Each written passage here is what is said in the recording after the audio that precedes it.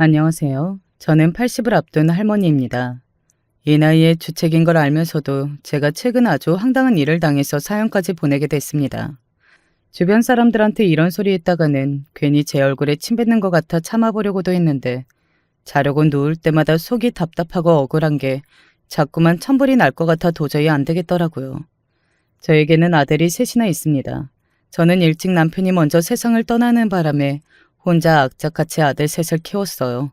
벌써 40년도 훌쩍 넘은 이야기라 저도 기억이 가물가물하긴 하지만 지금은 생각해보면 그 힘든 시기를 어떻게 혼자 버티고 자식을 셋씩이나 키워냈는지 모르겠습니다. 그래도 다들 잘 커서 장가도 가고 자식들도 낳고 사는 모습을 옆에서 지켜보며 내가 몇십 년 동안 버티고 살아온 일이 아무것도 아닌 게 아니구나. 내가 자식들 잘 키우고 잘 살았구나 싶어서 뿌듯했습니다. 그래서 저는 제 노후에 대해 걱정하지 않았어요. 젊은 날 쉬지 않고 열심히 살았으니 지금의 나이 정도 되면 아무 걱정 없이 원만하게 노후를 보내고 있을 줄 알았거든요. 그런데 그게 제 생각처럼 되는 게 아니었습니다. 다 내리 사랑이라고 자식을 향한 사랑은 저 혼자만의 짝사랑이더군요. 자식들 속은 모르는 거였어요.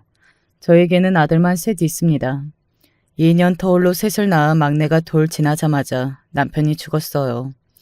남편이 직업군인이라 이사를 많이 다녔었는데 막내 돌 지나서 발령지로 이사 가던 중 이삿짐 차가 사고가 나는 바람에 남편이 죽어버렸어요.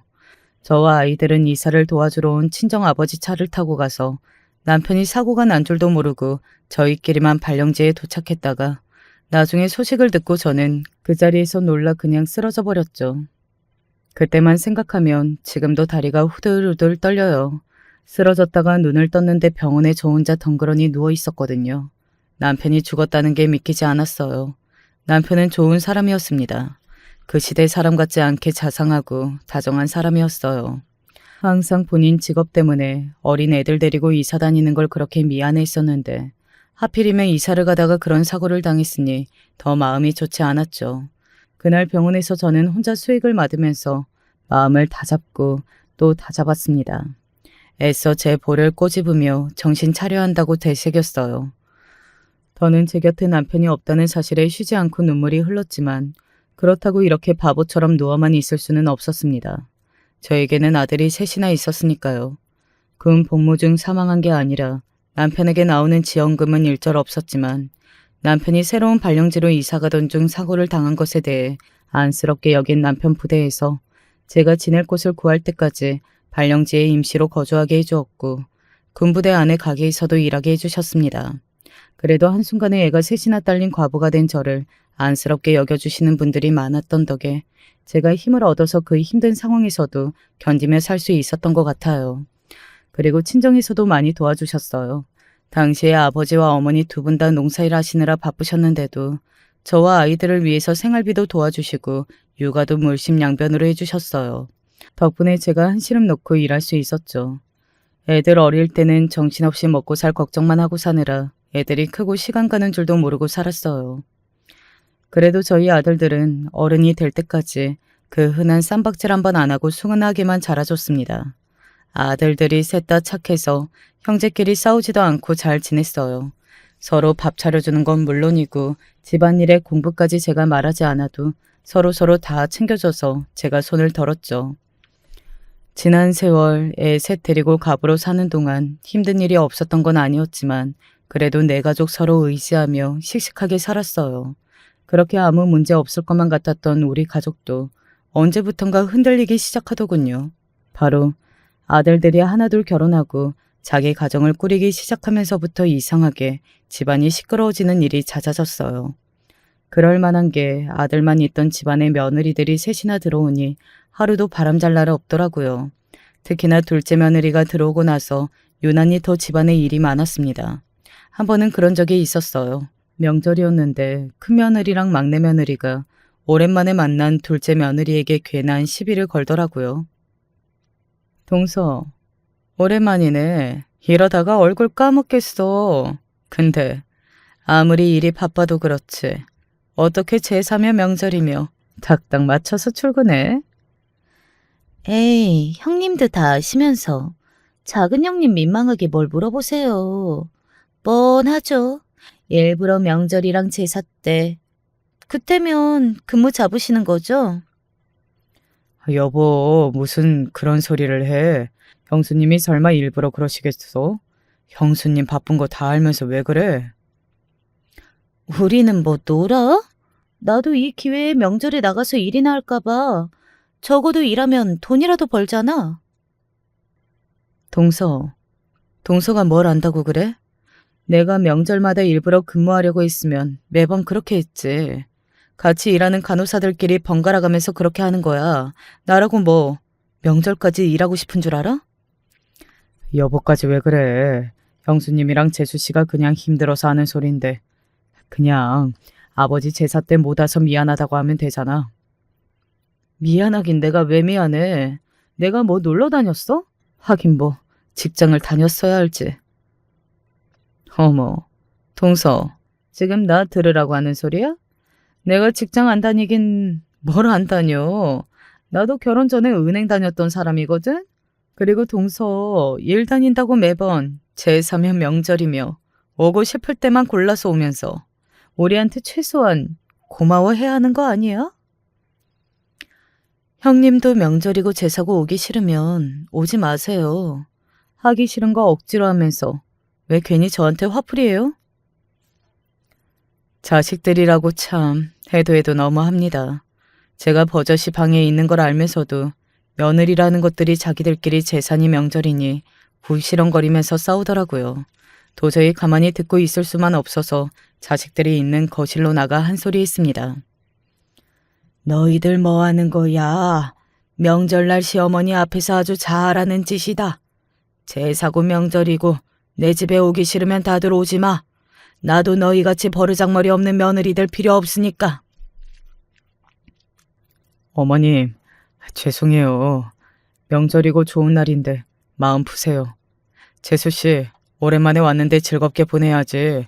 당신은 윗사람이 돼서 왜 괜한 소리를 해서 사다를 만들어? 빨리 어머니께 사과드려. 내가 없는 소리 했어? 어머님도 아시잖아요.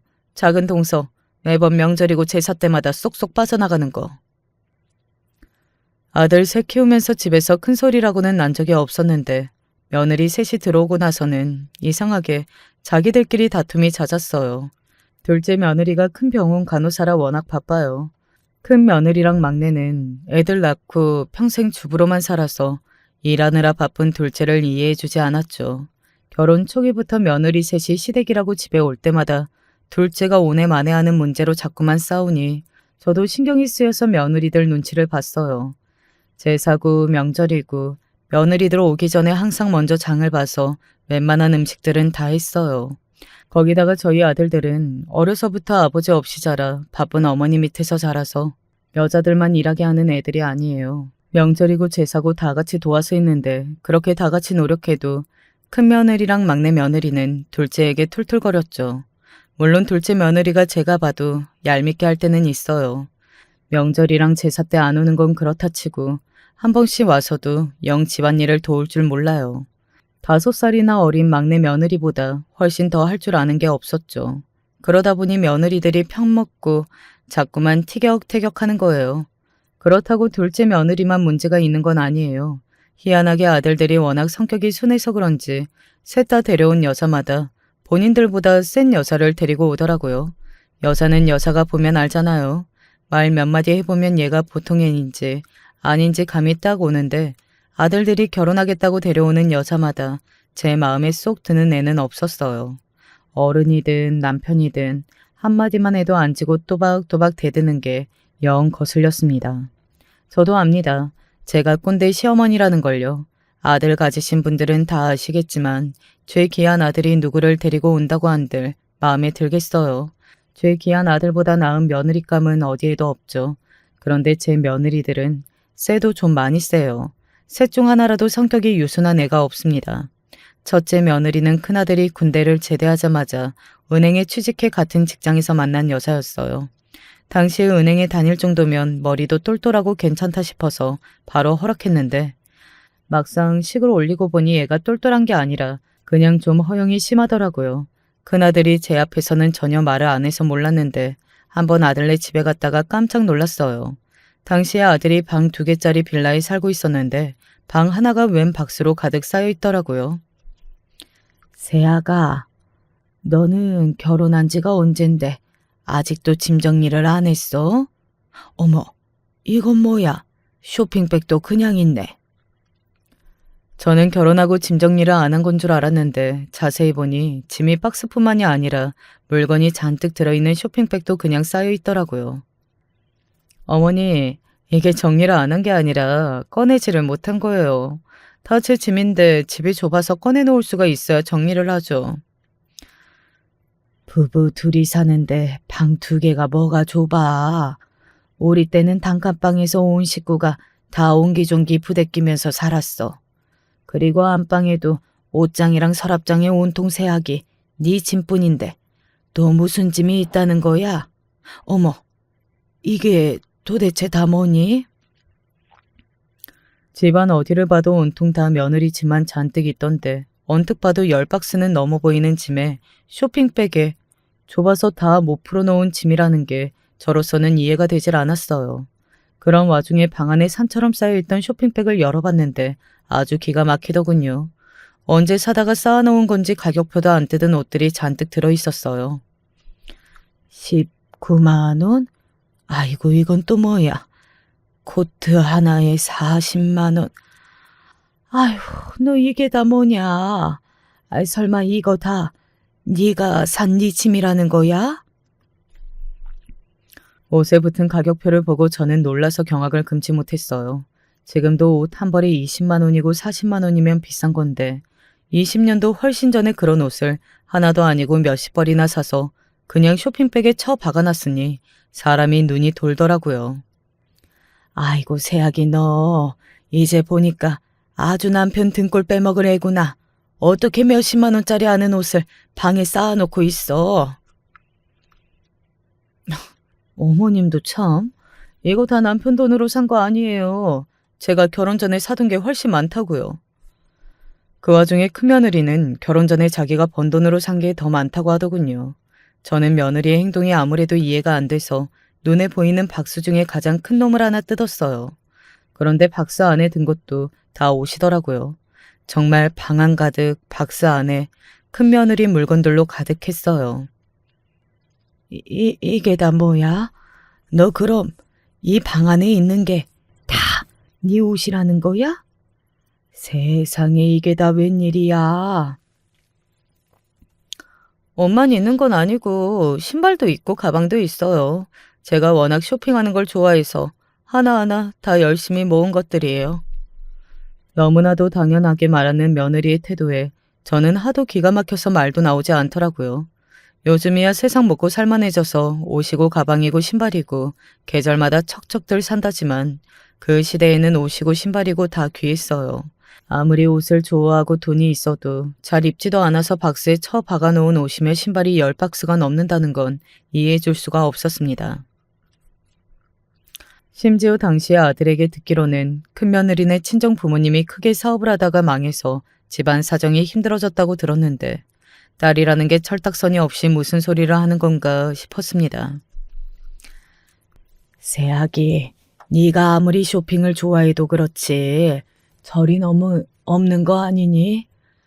내가 너 결혼하자마자 은행 그만둔다고 했을 때도 그 좋은 직장을 왜 그만두나 이해는 안 됐지만 아내로서 내 아들 내조하려고 한다는데 그럴 수 있지 했어. 근데 지금 친정 사정도 안 좋고 네 남편도 혼자 일하느라 고생하는데 네가 매일같이 나가서 이렇게 옷이며 신발만 사들이면 되겠니? 좋게 참아보려고 해도 며느리의 행동이 도저히 이해가 안 돼서 저도 모르게 언성을 높이게 되더라고요. 아무리 제가 젊을 때랑 세대가 달라졌다고 해도 아들 며느리 사는 형편 제가 다 아는데 며느리처럼 이렇게 돈을 흥청망청 쓰다가는 제 아들 등골이 휘어도 진작에 휘겠더군요. 그런 생각을 하니 말이 좋게 나오지를 않았어요. 내가 이런 말까지 하기 싫었는데 너 하는 행동을 보니까 이야기해야겠다. 얼마 전에 바깥 사돈 상황 안 좋다고 그네가 돈까지 빌려갔는데 너는 그런 상황에서도 쇼핑을 하는 게 말이 되니? 사돈네 사업이 힘들어지면서 이래저래 돈 때문에 힘들었는지 바깥 사돈이 제 아들에게까지 돈이 좀 있냐고 했나 보더라고요. 우리 집 장남이 돈 문제로 연락을 할 애가 아닌데 얼마나 급했으면 저한테까지 연락했더라고요. 바깥 사돈 상황이 은행에서 대출도 받을 수가 없어서 어쩔 수가 없다고요. 아들이 사정하듯 말하는데 어미로서 거절할 수가 없어서 제가 돈까지 빌려줬어요. 그런 상황의 며느리라는 애가 저러고 있는 꼴을 보니 속이 터지더라고요. 저는 도저히 그대로 돌아올 수 없어서 며느리에게 앞으로는 허리띠 졸라매고 알뜰하게 살라고 신신당부를 하고 왔어요. 이래서 애나 낳을 수 있겠냐고요. 그런데 며칠 후 말도 안 되는 일이 생겼습니다. 우리 집 장남이 마누라한테 쫓겨나서 짐을 싸들고 집에 왔더라고요. 시댁에서 돈 좀 빌려줬다고 생색내고 자기 무시했다고 나랑 더는 못 살겠대요. 당장 이혼하자고 난린데 어떡해요. 기가 차는 게 제가 돈 가지고 잔소리 좀 했다고 큰며느리가 아들에게 이혼하자고 난리를 치면서 쫓아냈답니다. 그 소리를 듣는데 저는 피가 거꾸로 솟는 것 같았어요. 뭐 이런 게 다 있나 싶었죠. 뭐야? 아무리 부부싸움을 해도 그렇지 감히 남편을 쫓아내? 안 되겠다. 이 기회에 내가 가서 아주 혼쭐을 내줘야지.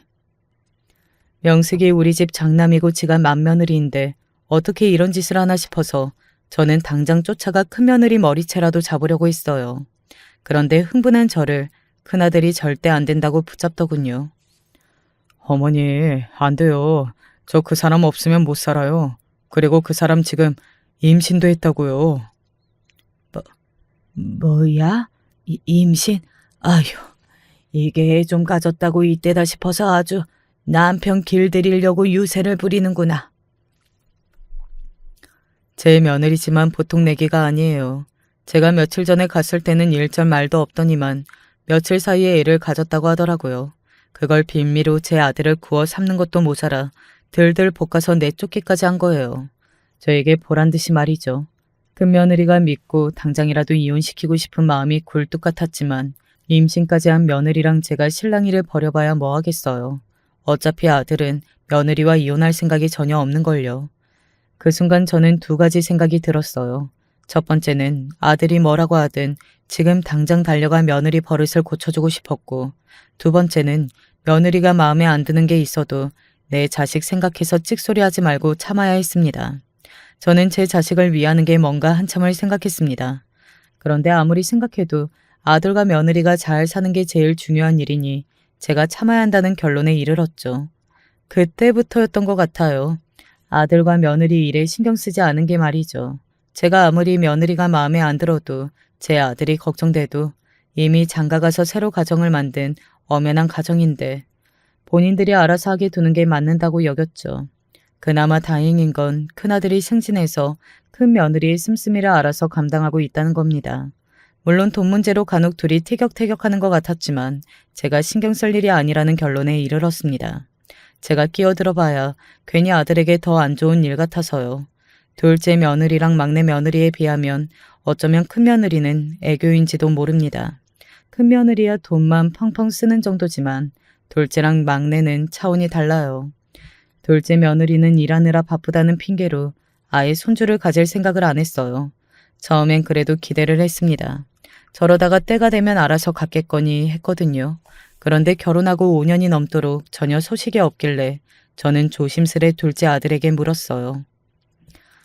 아무리 일이 좋아도 그렇지. 이제 둘 다 나이가 있는데 슬슬 아이 가질 때 되지 않았어? 시어머니인 제가 며느리에게 자꾸만 애 문제를 물으면 며느리가 스트레스 받을까봐 최대한 조심스럽게 아들에게만 살짝 물었어요. 그런데 세상에 어떻게 이런 일이 있을 수가 있을까요? 제 말에 아들 녀석의 대답이 충격적이었습니다. 사실 와이프 불임이에요. 그래서 애 못 낳는 거고요. 와이프랑 절대 가족들한테 말하지 않기로 한 건데 어머니가 하도 물어보시니까 할 수 없이 말씀드리는 거예요. 어머님만 알고 계시고 절대 아무한테도 이야기하지 마세요. 뭐야? 너 지금 그걸 말이라고 하는 거야? 어떻게 그렇게 중요한 이야기를 속일 수가 있어?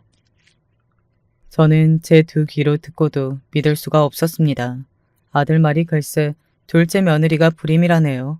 더군다나 더 기가 막힌 건 멍청한 아들놈은 그걸 알고도 결혼한 거고요. 와이프 앞에서는 절대 아는 척도 하지 마세요. 와이프가 그것 때문에 나랑 결혼 안 하겠다고 하는 걸 제가 다 괜찮다고 해서 결혼해 준 거란 말이에요. 아이씨고, 이 녀석 이거 말하는 것 좀 봐. 너네 아들 맞니? 세상에 뭐 이런 멍청한 놈이 다 있어. 아무리 여자가 좋아도 그렇지. 어떻게 애도 못 낳는 여자가 좋다고 가족들까지 몽탕 다 속이고 결혼부터 할 수가 있죠. 그때 아들에게 받은 실망감은 말로 표현할 수가 없어요. 둘째 아들놈은 결혼 전부터 진작 알고 있었으면서도 저에게 일정 말을 안 했던 거예요. 제 아들들이 다 이래요. 아주 자기들 마누라한테 홀딱 넘어가서는 호구짓만 한다니까요. 이미 혼인신고하고 산 게 5년이 넘었는데 이제와 불임이라고 해서 제가 뭘 할 수 있겠어요. 제 아들놈이 상관없다는데 제 마음대로 이혼을 시킬 수도 없잖아요. 지금이야 저도 세월이 훌쩍 흘렸으니 할 수 없는 일이다. 애써 단념하고 살지만 당시에는 제 속이 새까맣게 타다 못해 잿더미가 됐어요. 어디다가 말도 못하고 너무 속상하더라고요. 요즘이야 애 낳고 안 낳고는 다들 부부끼리 알아서 할 문제라고 하지만 어디 옛날에 그랬나요? 애 못 낳으면 쫓겨나기라도 하는 시대를 보고 자란 저로서는 아들을 공감해 보려고 해도 도저히 공감이 안 됐어요. 첫째는 낭비벽에, 둘째는 불임이니 제발 막내 며느리만은 제 마음에 드는 며느리가 들어오길 바랐습니다. 그런데 그게 쉬운 일이 아니더군요. 제가 애초에 팔자의 며느리 복이라는 게 아예 없는 건지 막내 며느리도 보통 애가 아니었어요. 막내 며느리는 전 보는 거에 미친 애였거든요. 젊은 애가 도대체 왜 그러는지 무슨 일만 있으면 쪼르르 점쟁이를 찾아가서 물어보더군요. 결혼 날짜는 물론이고 신혼집에 들어가는 날짜부터 신혼여행에 가는 날짜까지 몽땅 다 점쟁이가 시키는 대로 했어요. 더군다나 제 아들이랑 결혼하는 것도 그 점쟁이가 제 아들 사주가 좋아서 막내 며느리 짝으로 딱이라고 놓치면 안 된다고 해서 한 거더라고요. 원래는 선도 많이 보고 주변에 들어오는 소개팅도 많이 했었는데 만나는 남자마다 그 점쟁이가 사주가 안 좋다고 해서 결혼 못하고 있다가 30을 넘기고 나서야 제 아들을 만나 결혼한 거더라고요. 드센 며느리 둘을 상대하다 보니 저도 면역이 생긴 건지 이제 며느리가 사주를 믿든 종교에 미쳐있든 상관 안 하려고 했습니다. 그런데 막내 며느리가 하는 짓이 도가 지나쳐도 너무 지나쳤어요. 막내 며느리는 둘째 며느리랑 다르게 결혼하자마자 애부터 가지려고 난리더라고요. 본인이 결혼을 늦은 나이에 해서 애가 잘 생기지 않는다고 매일같이 고민했어요. 저는 그렇게 걱정되면 병원이나 한번 다녀오라고 했죠. 그런데 막내 며느리는 병원이 아닌 점쟁이를 찾아가서는 애가 언제 생길 것 같냐고 물어봤나 봐요. 어머님, 걱정하지 마세요. 선녀 보살님이 올해 안에 무조건 아들 들어선다고 걱정하지 말래요. 저는 막내 며느리의 말에 너무 황당해서 웃음이 다 나왔습니다. 결혼한 지 얼마나 됐다고 벌써 애 걱정이야. 그리고 애가 안 생기면 병원을 가야지. 무슨 선녀 보살 타령이니? 그럴 시간이 있으면 나랑 같이 한의원 가서 한약이나 한 제 지어 먹자. 늦은 나이에 결혼해서 아이 갖겠다고 마음고생하는 게 안쓰러워서 저 나름대로는 한약이라도 한 제 채주려고 했는데 거기다 대고 막내 며느리가 하는 말이 기가 막히더군요. 어머니, 한약 해주실 돈 있으면 그 돈으로 저 굿하게 보태주시면 안 돼요? 선녀 보살님 말이 굿까지 하면 애 생기는 거 더 당길 수도 있다고 했거든요. 그게 무슨 소리야? 너 어디서 그런 사기꾼이 하는 소리를 듣고 와서 굿을 하네 마네야? 막내 너, 한 번만 더 그 점쟁이 찾아갔다는 소리 하면 아주 단단히 혼날 줄 알아. 누가 봐도 사기꾼이나 할 법한 소리를 듣고 와서는 애 낳겠다고 구판까지 버리려는 막내 며느리의 말을 더는 들어줄 수가 없었어요. 나이도 먹을 만큼 먹은 애가 도대체 왜 저러는 건지 시어머니로서 슬슬 걱정되더군요. 그런데 얼마 뒤 우려하던 일이 벌어졌습니다. 막내 아들이 화가 나서는 씩씩거리며 집에 쫓아왔더군요. 그러더니 한다는 소리가 막내 며느리랑 도저히 못 살겠다면서 이혼하겠다고 화를 냈어요. 도대체 정신을 어디다 두고 사는 여잔 줄 모르겠어요. 애 낳겠다고 500만 원이나 주고 구슬했다니까. 결국은 막내 며느리가 사고를 쳤더군요. 제가 그렇게 하지 말라고 신신당부를 했는데도 아들 몰래 구판을 벌였나 봐요. 그것도 500이나 주고 말이죠. 아이고, 아이고, 도대체 무슨 생각으로 그런 짓을 벌였다니. 애가 겁대가리도 없다. 아무리 생각해도 무슨 정신이면 그런 짓까지 벌이는지 모르겠어요. 막내 아들이 힘들게 일해서 번 돈을 사기꾼 같은 년한테 500이나 주고 구판을 벌이다니요. 그때였어요. 막내 아들이 이혼하겠다고 우리 집에 온 걸 알았는지 막내 며느리가 그 뒤를 급하게 쫓아왔더라고요. 그러더니 황급히 제 앞에 와서 하는 말이 가관이었어요. 어머님, 이 사람이 제 마음도 몰라주고 굿 좀 했다고 다짜고짜 이혼하자고 하는 거 있죠? 어머님이 이 사람 좀 제발 말려주세요. 너무 기가 막히고 코가 막히다 보니 저도 모르게 한숨이 절로 튀어나오더군요. 도대체 어떻게 된 애가 이 정도로 생각이 없는 줄 모르겠어요. 굿 좀 했다고? 너는 그 사기꾼 같은 점쟁이한테 500이나 날려놓고 그런 소리가 나오니? 나 같아도 너처럼 대책 없는 애하고는 못 살겠다는 말이 저절로 나오겠다. 어머님은 제 편을 들어주셔야지. 어머님까지 그러시면 어떡해요? 제가 애를 얼마나 갖고 싶었으면 그런 짓까지 했겠어요. 그 와중에 눈물까지 펑펑 쏟아가며 제 아들하고는 절대 이혼 못한다고 저에게 편을 들어달라고 사정사정을 하는데 마음이 약한 저는 그게 또 딱하게 보이더라고요. 저는 애써 막내 아들을 다독였습니다. 저도 막내 며느리가 한 짓이 전부 다 이해가 되는 건 아니었지만 그래도 얼마나 애가 갖고 싶으면 저런 짓까지 했겠냐고 설득했어요. 애고 뭐고 앞으로 한 번만 더 이런 짓 벌이면 그때는 절대 안 참고 이혼이니까 명심해. 내 아들 하는 소리 들었지? 점이니 굿이니 다시는 그런 짓거리 하면 그때는 내가 나서서 이혼시킬 거니까 그런 줄 알아. 그럼요, 어머님. 제가 또 한 번 약속한 건 절대 안 까먹고 지키는 사람이니까 걱정하지 마세요. 집구석이라고 하루도 조용한 날이 없었어요. 원래 남들도 다 이러고 사나요? 자식이라고 꼴랑 아들 셋인데도 하나같이 매일 사네 못 사네 어미 앞에서 난리를 치니 속이 말이 아니었습니다. 인생이라는 게 참 허망합니다. 평생 자식들 뒤치다꺼리만 하면서 사느라 정신없이 앞만 보고 산 저는 취미 하나 없이 내내 일만 하면서 늙었어요. 자식들도 다 출가하고 자기들 새끼 키우느라 정신없어서 저를 외면해도 외롭지 않았습니다. 좀 늙기는 했어도 지금부터가 제 인생이라고 생각했거든요. 남은 생은 취미도 만들고 여행도 다니면서 편하게 살자 마음 먹었어요. 그런데 팔자라는 게 제 마음대로 되는 게 아니더군요. 이제 좀 숨 돌리나 싶었던 순간에 절망이 찾아왔어요. 얼마 전부터 누가 송곳을 찌르는 것처럼 가슴이 쿡쿡 쑤시길래 병원에 가서 검사했더니만 글쎄 암이라네요. 유방암이요. 그동안 아무 증상도 없다가 갑자기 아파서 병원에 간 거였는데 글쎄 유방암 3기라고 수술해야 한다고 하더라고요. 그때 절망감은 말로 다 표현할 수 없어요. 제가 너무 우울해하니 의사도 예전보다 수술도 다양해지고 치료 방법도 많아서 충분히 완치될 수 있다고 하기는 하지만 수술까지 해야 한다고 하니 겁이 나더라고요. 제가 이 나이까지 고생하고 살았어도 수술이라는 건 해본 적이 없거든요.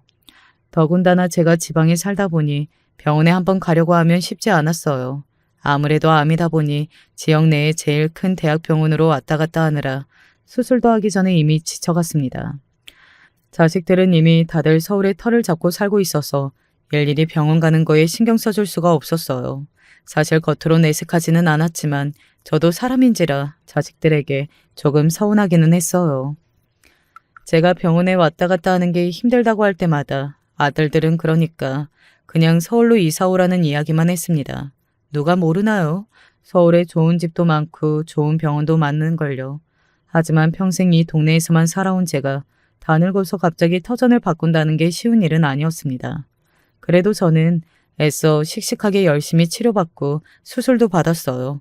제가 수술받을 때가 코로나가 한창일 때라 면회나 보호자가 입원실에 들어올 수가 없어서 입원부터 회복까지 몽땅 다 혼자 해야 했어요. 그때 병원에 혼자 있으면서 제일 많은 생각을 했던 것 같아요. 남편 없이 혼자 몸으로 평생 자식들 키울 때는 정신없어서 혼자라고 외롭다고 느낀 적이 한 번도 없었는데 늙고 병드니 그제야 제가 혼자라는 게 실감이 나더라고요. 그래도 자식들에게 짐 안 되려고 애써 잘 버텨냈습니다. 그렇게 수술을 마친 지 이제 2년이 넘었어요. 얼마 전에 완치 판정을 받기는 했지만 항암 치료를 하느라 몸이 많이 쇠약해져서 여기저기 성한 곳이 없기는 합니다.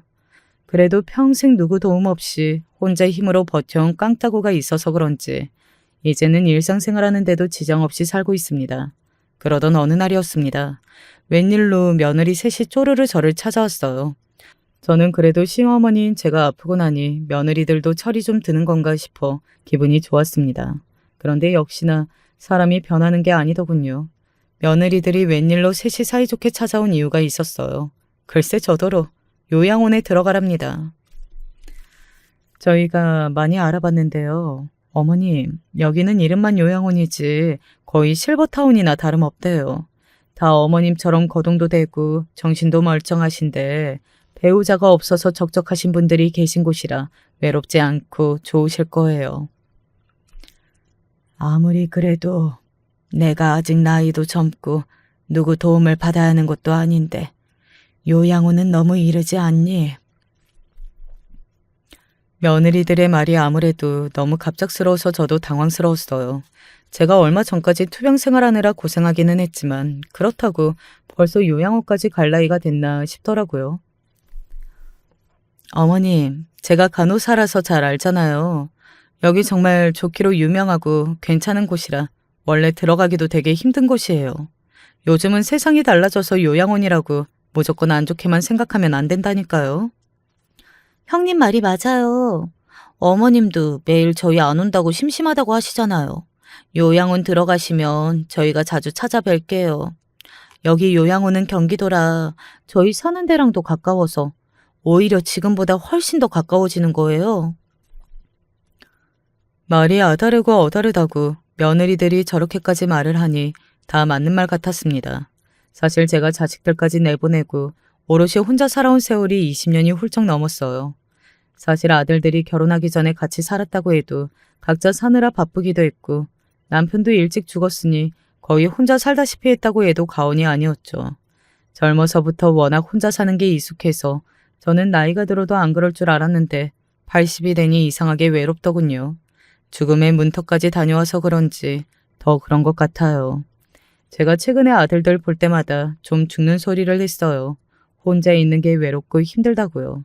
그 소리를 아마 며느리들이 들었나 봐요. 황급히 셋 다 저를 찾아와 요양원 이야기부터 꺼내는 걸 보면 말이죠. 제가 병원에서 보니까 암 환자 중에 혼자 사시는 분들이 재발 위험이 많으시더라고요. 아무래도 혼자 있으면 잘 챙겨 먹지도 못하고 외로우니까요. 그러니까 요양원이 얼마나 좋아요. 비슷한 또래 친구들도 많이 계시고 알아서 식사도 챙겨주는 데다가 심심하지 않게 프로그램까지 다 있잖아요. 맞네 맞아. 집에 있으면 가족들도 그렇게 챙기기는 어렵지. 다 각자 바쁜데. 며느리들 성격을 저도 잘 알다 보니 누구 하나 저를 모시겠다고 할 사람이 없는 것 정도는 알고 있었어요. 그래도 그렇지. 단번에 요양원 소리를 하니 좀 서운하긴 하더군요. 하지만 어쩌겠어요. 병들고 늙은 시어머니 누가 같이 살고 싶겠어요. 며느리들도 자기 자식들의 일에 다 바쁜데 자기 부모도 아닌 시어머니 당연히 싫겠죠. 그 순간 저는 단념했습니다. 10년 전까지만 해도 저도 힘이 있어서 아들들한테 소리도 지르고 며느리들한테 잔소리도 했지만 이제는 그럴 힘도 없었어요. 만사가 다 귀찮고 피곤했습니다. 며느리들 말이 맞아요. 요양원은 적어도 저를 보살펴줄 사람들도 있고 식사도 알아서 챙겨주니 지금처럼 혼자 사는 것보다야 훨씬 편할 것 같았어요.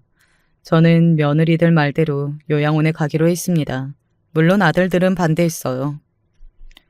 어머니가 암 완치되신 지 얼마 안 되기는 했어도 거동도 되시고 정신도 멀쩡하신데 요양원은 무슨 요양원이에요.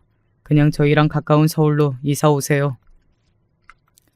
아들들은 요양원은 안 된다고 차라리 본인들 사는 서울 근처에 집을 구해서 살랍니다. 그럼 본인들이 왔다 갔다 챙기겠다고요. 평생 자연이랑 가까운 지방에서만 사시던 어머님이 노년에 서울에서 갑갑해서 어떻게 사셔. 이 요양원 서울에서도 가깝고 주변에 산이랑 공원도 있어서 되게 자연 치유적이고 좋다니까.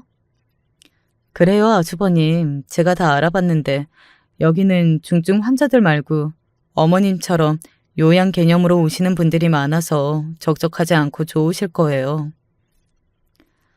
형님이 그 큰 병원 간호사로 몇 년을 근무했는데 설마 아무데나 알아봤겠어요? 어머님도 외롭고 적적해서 친구분들 많은 곳으로 가고 싶다고 하셨어요. 며느리들 말이 맞았습니다. 아들 마음이야 어미를 요양원에 보내면 버리는 것 같은 기분이 들어서 걱정하는 거겠지만 현실적으로 지방에서 조용하게만 살던 제가 다 늙어서 갑자기 서울에 올라와 산다는 게 말이 되지 않았어요.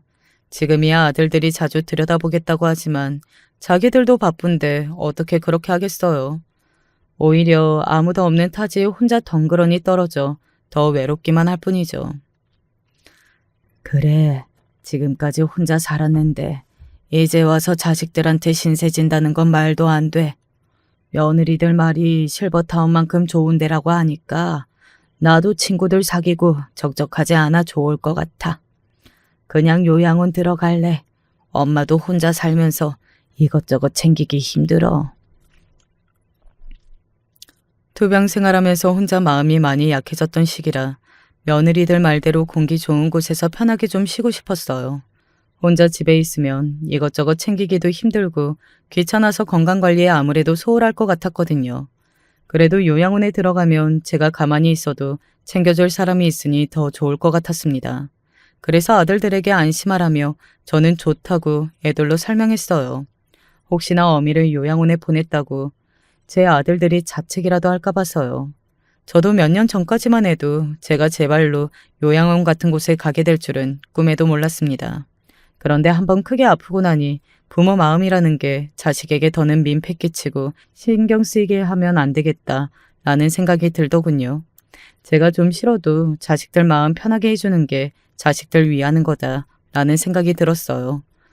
그래서 군말 없이 요양원에 들어간 거예요. 며느리들 하는 짓이 제가 요양원 안 들어가고 신경 쓰이게 하면 아무래도 제 아들들을 힘들게 들들 볶을 것 같기도 했고요. 그리고 가장 중요한 거는 자기들 입으로 제가 살던 집보다 요양원이 더 가까우니 손주들 데리고 자주 오겠다고 했으니 그 말을 굳게 믿었습니다. 적어도 셋이 번갈아 한 달에 한두 번은 오겠지 싶어서요. 그런데 제가 너무 많은 것을 바랐나 봅니다. 주말마다 오겠다던 며느리들은 정작 제가 요양원에 들어갔더니만 코빼기도 비추지를 않았어요. 아들들이나 간혹 돌아가면서 달에 한 번 왔지 며느리 셋은 요양원에 있는 내내 한 번도 오지를 않았어요. 간혹 오는 아들들에게 며느리들 안부를 물으면 돌아오는 대답은 뻔했습니다. 요즘 와이프랑 재수 씨랑 둘 다 장사하느라 정신이 없잖아요. 어머니가 좀 이해해 주세요. 큰며느리랑 막내 며느리가 둘이 유명한 스포츠 의류 매장을 열었어요. 둘이 열심히 하는 거야 좋은 일이지만 그래도 시어머니가 요양원에 들어간 지가 언젠데 한 번도 와보지 않는다는 게 서운했습니다. 둘째 며느리도 마찬가지였어요. 둘째는 동생이 운영하는 병원으로 옮겨서 좀 한가하다고 하더니만 어째 한 번을 안 온다니? 둘째 며느리도 이제 나이가 있어서 대학병원 일은 힘들어서 못하겠다고 본인 남동생이 하는 개인 병원으로 옮겼다고 하더라고요. 둘째 며느리 동생이 의사거든요.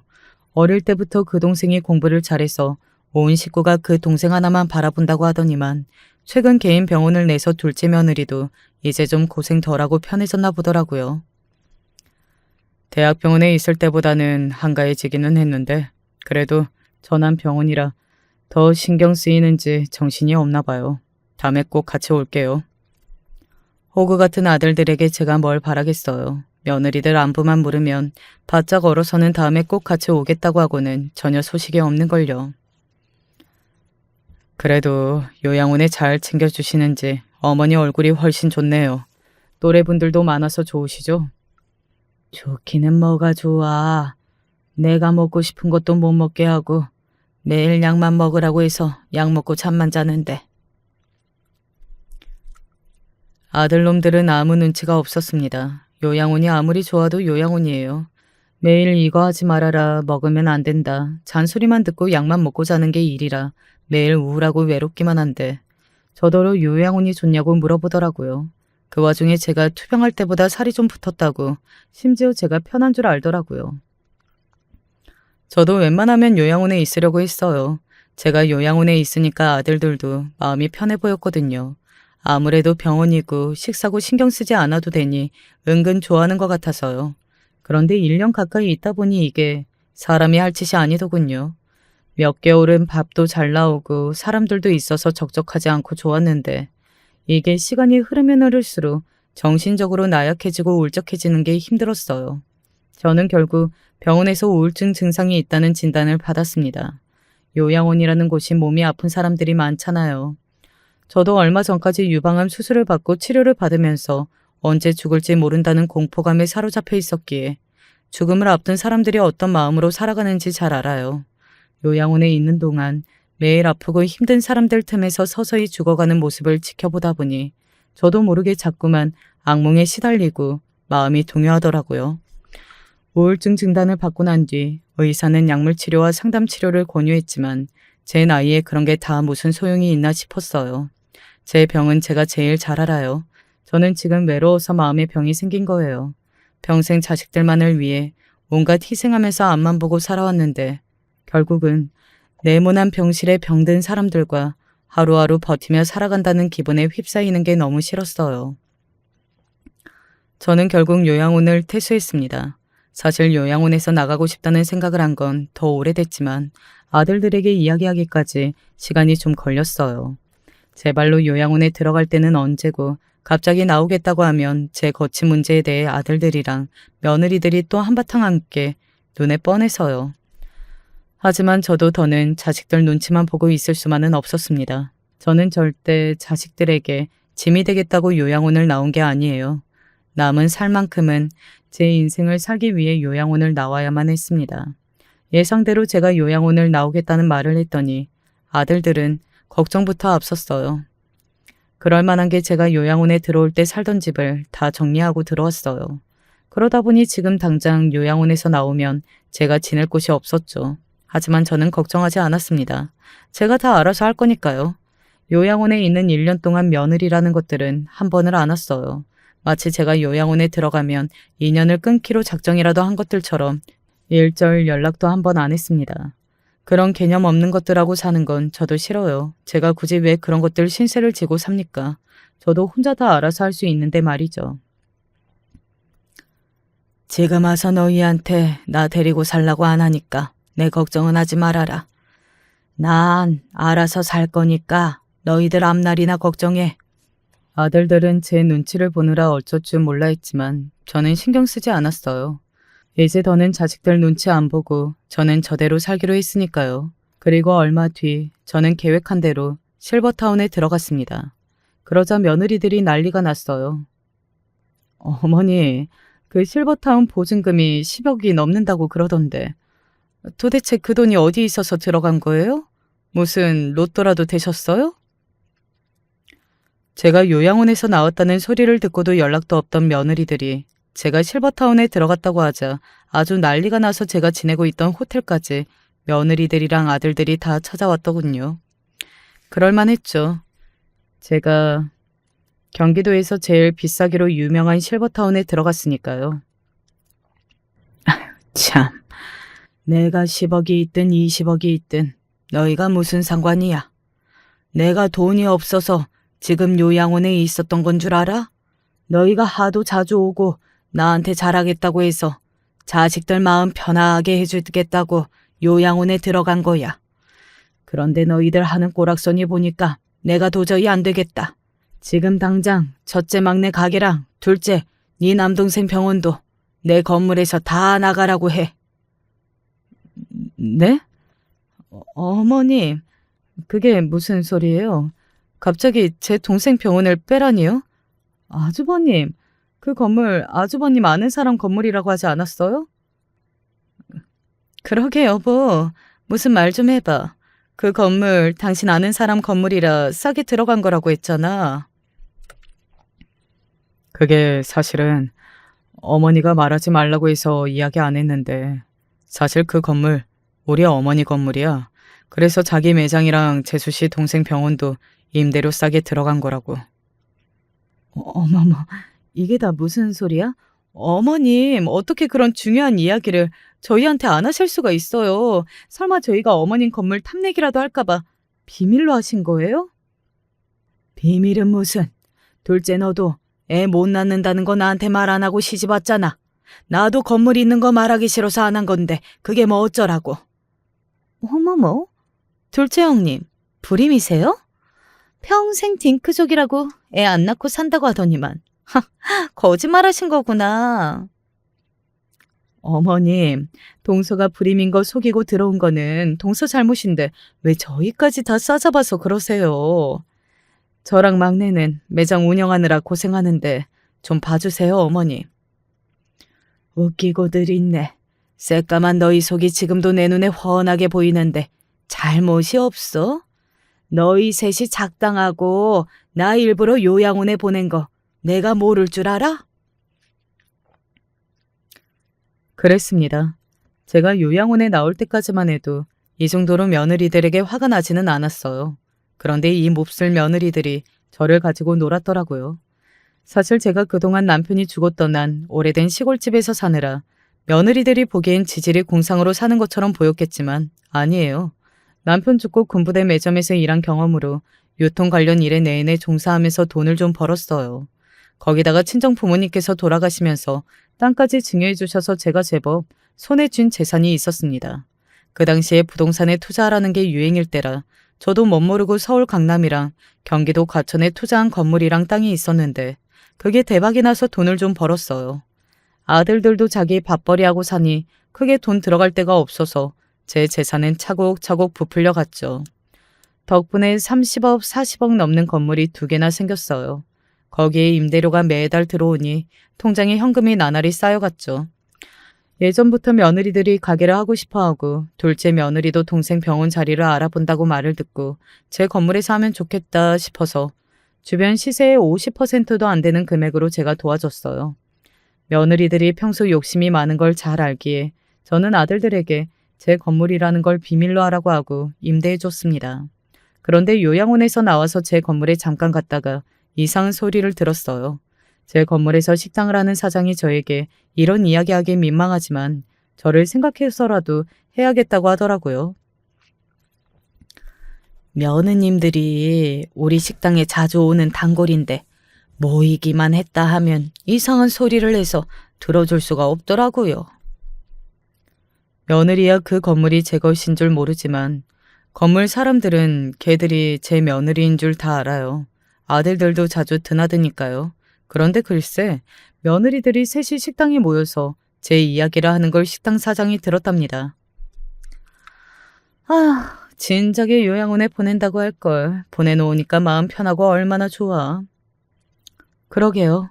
유방암 좀 걸렸다고 금방 죽을 것처럼 매일 아들한테 전화해서 엄살 피우는데 아주 꼴보기 싫어서 죽는 줄 알았잖아요.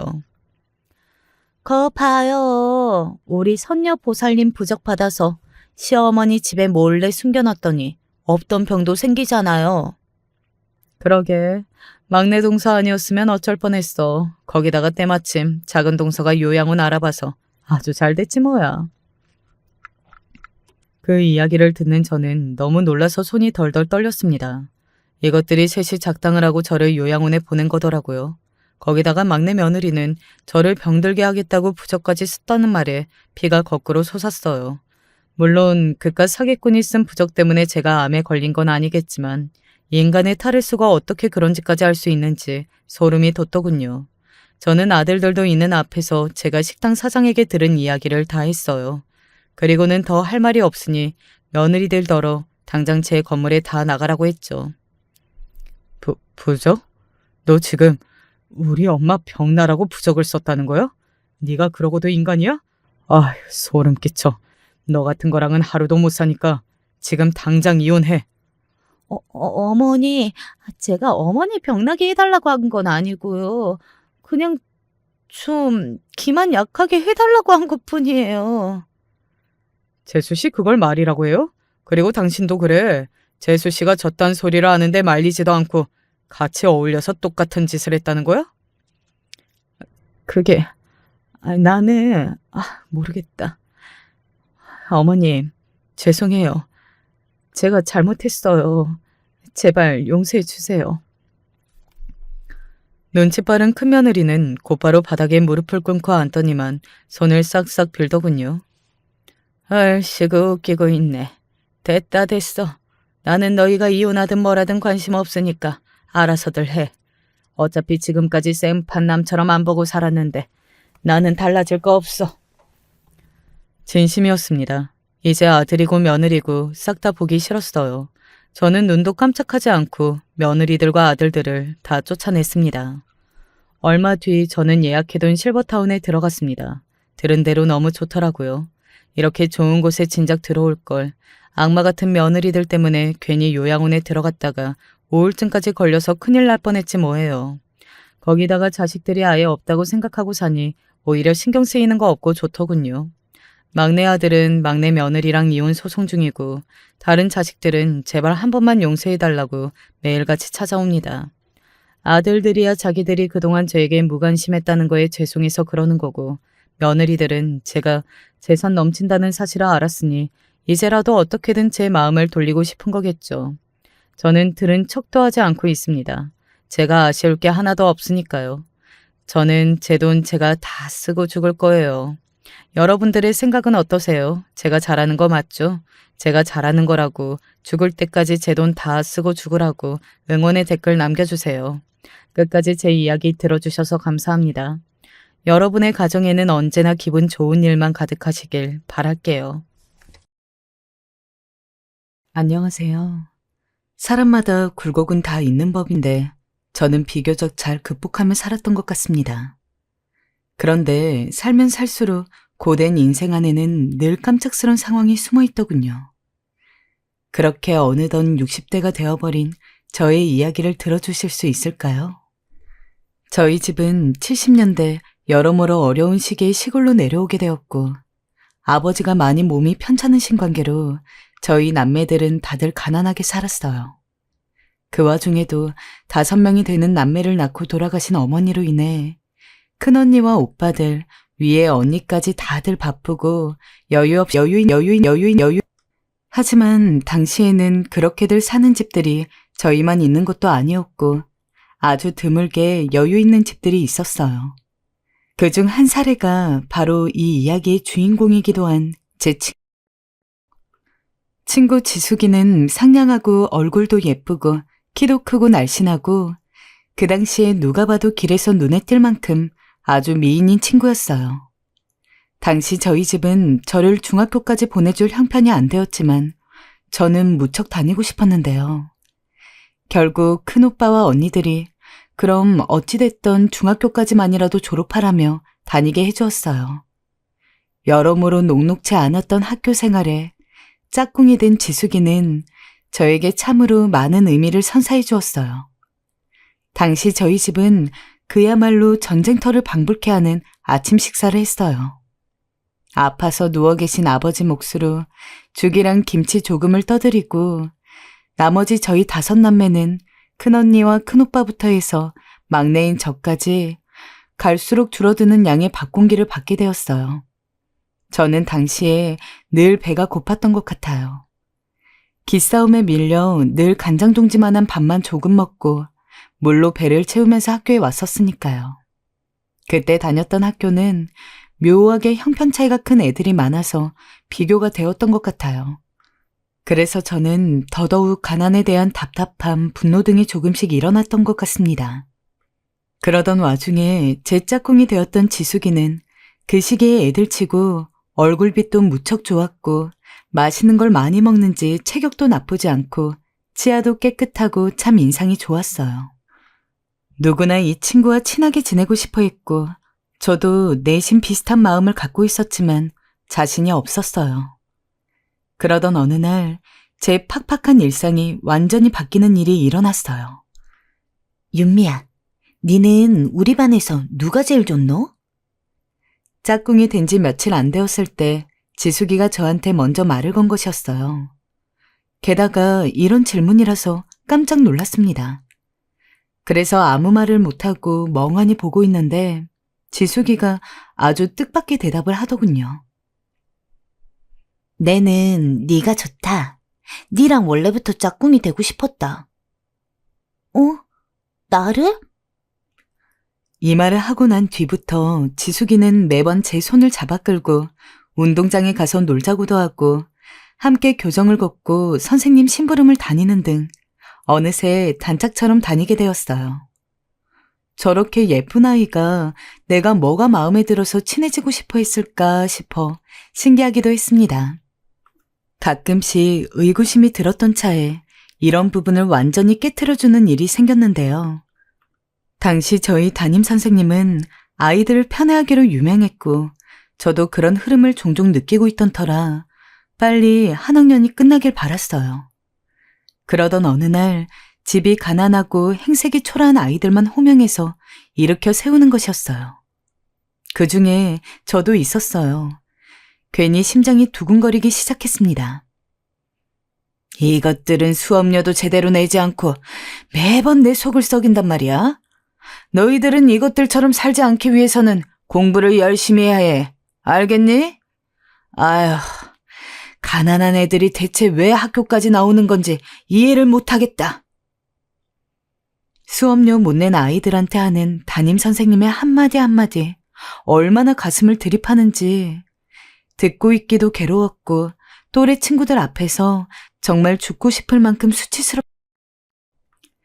니네 같은 것들은 공장이나 나가서 돈이나 벌 것이지 주제도 모르고 이렇게 학교에 와서 폐를 끼치는 거냐? 정말 속상해 죽겠네. 아, 정말 더 듣고 있기 힘들 정도로 다리가 떨리는데 갑자기 드르륵 소리가 나더군요.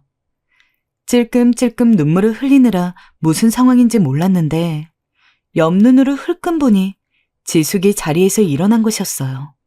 선생님은 황당하셨는지 바로 말하셨어요. 전지수, 너는 왜 일어난 거야? 앉아라. 선생님.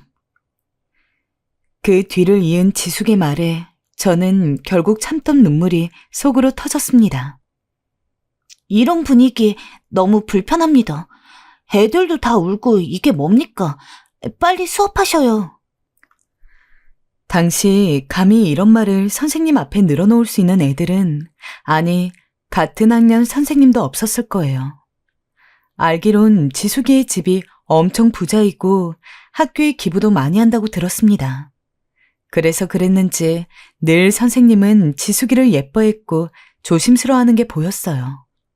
하지만 이 말에 선생님도 나름 창피를 당했다고 생각했는지 표정이 썩 좋지 않더군요. 선생님은 얼굴이 한동안 구겨졌지만 아무래도 거역할 수 없는 뭔가가 있던 건지 다시 씩 웃는 게 아니겠어요? 그래, 지숙이 말이 맞다. 선생님이 미안하다. 다들 앉아라. 다들 앉으면서 한숨을 포옹 내쉬었고 저마다 지숙이를 한 번씩 쳐다보더군요. 저도 슬쩍 쳐다보았다가 눈이 마주쳤는데 갑자기 손을 내밀어 제 손을 꽉 잡는 것이었어요. 속상해하지 마라. 내가 있다. 새학기가 시작되고 친하게 말을 걸어오던 지숙이가 좋기도 하고 낯설기도 했는데 이날의 일로 저는 완전히 마음을 열게 되었습니다. 당시 형제 자매였던 언니 오빠들과도 서로 살아남기 바빠서 이런 살가운 대화를 나눠본 적이 없거든요. 그런 저에게 지숙이는 제가 학교를 중퇴하기까지 정말 좋은 친구가 되어주었어요. 하지만 3학년까지 다니다 집이 너무 어려워지고 아버지가 위독해지시다 보니 오빠와 언니들은 그만 다니고 공장에서 일을 하라더. 네 우리 집 사정 모르나? 니도 일을 해야 우리 집이 그나마 먹고 살 수 있다. 언니, 나 그래도 공부 좀만 더 하고 싶은데 안 되나? 막내야, 철없는 소리 말아라. 우리도 너한테 그러라 하고 싶겠나? 알겠다. 화내지 말아라. 공장 다니면 되잖아. 결정을 하기까지 너무 마음이 괴로웠지만 어쩔 수 없었습니다. 이미 공장에는 제 또래 애들도 많이 들어와 있었고 일은 무척 고되었는데요. 매일 눈물을 흘리며 자거나 고됨을 마음으로 삭혀야 했어요. 그렇게 가끔씩 학교 생각이 나서 그립던 차에 길에서 지숙이를 우연히 만나게 되었어요. 윤미야, 니 잘 지냈나? 지수가. 지숙이 교복이 달라진 것을 보니 아무래도 고등학교를 간 것 같더군요. 당시 대부분의 아이들이 공장으로 빠지던 저의 후미진 시골에선 이렇게 학교 진학을 하는 애들은 많지 않았어요. 그래서 그런지 왠지 제 처지가 비참하게 느껴져서 저도 모르게 주춤하게 되었어요. 절 보자마자 와락 껴앉는 지숙이에게 공장에서 묻어온 기름 냄새가 풍길까봐 온몸의 신경이 잔뜩 굳게 되더군요. 윤미야, 내 너랑 또 하고 싶은 거 있다. 우리 집에 놀러 와라. 니네 집? 새삼 긴장하고 있는 저에게 지숙이는 전혀 그런 기색 없이 바로 어제 만났던 친구처럼 편하게 대해주었어요. 그러더니 중학교 때도 가끔 지나가면서 구경만 했던 자기 집에 놀러 오라더군요.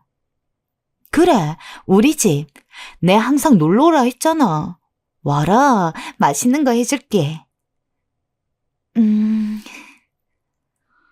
고민이 됐지만 솔직히 가보고 싶기도 했고 공장 일이 너무 지치고 집 분위기는 갈수록 바닥을 치고 있었기에 용기를 내어 가보게 됐. 그때 문을 열고 저를 맞아준 지숙이의 손에 이끌려 들어간 곳은 집이 아니라 새로운 동네, 아니 나라가 펼쳐지는 기분이었습니다. 가끔 언니가 좋아해서 읽었던 소설책에 나오는 부잣집들이 다 이런 것이구나 하고 눈으로 본 것 같아요. 일하는 아주머니가 나오셔서 저와 지숙이 먹을 간식을 챙겨주는데 생전 보지도 못했던 신기한 모양의 과일을 내오시고 떡이나 케이크도 내주시고 일하는 저희 집에서 당시 간식이라고는 오빠가 일하는 야채 가게에서 얻어온 감자와 한쪽이 전부 상한 사과들 뿐이었어요.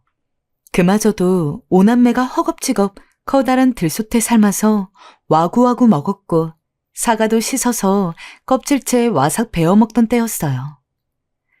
지숙이 친구구나. 외국에서 사온 과자들이야. 맛있으니 한번 먹어보렴. 우와. 일하는 아주머니가 부드럽게 웃으며 몇몇이서 먹어도 모자랄 것 같은 떡에 주스에 이게 간식인지 밥인지 모를 만큼 내주시더라고요.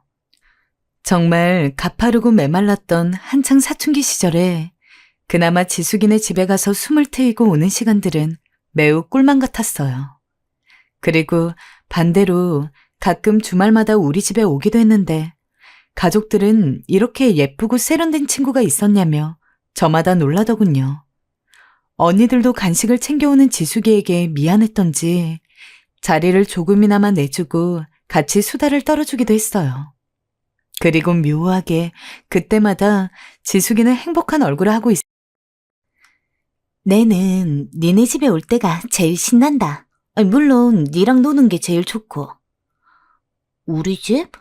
우리 집은 자꾸 먹을 것도 없는데 왜 우리 집이 좋노? 대골 같은 집 놔두고. 니도 참 이상하네. 그냥 마음이 편하다. 이 말을 들을 때마다 참 이해가 안 가더라고요. 그런 대골 같은 집에 살면서 이런 축축하고 쓰러져가는 판잣집이 뭐가 좋다는 건지. 아마도 외동딸이라 외로워서 그런가 보다 하고 언니들은 말하더군요.